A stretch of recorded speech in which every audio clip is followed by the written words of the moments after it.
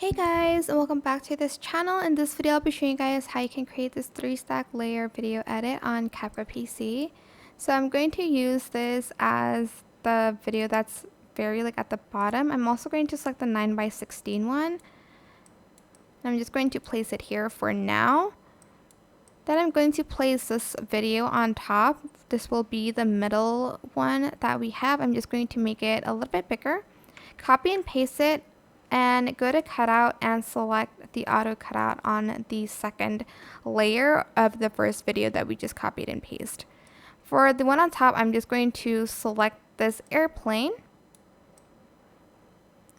But what I'm going to do is I'm going to select this layer and I'm going to place it on top of that one.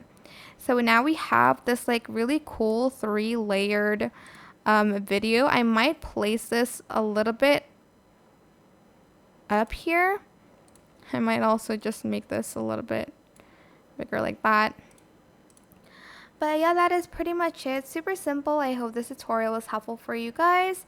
Don't forget to like, comment, share, and also subscribe to this channel if you haven't done that already.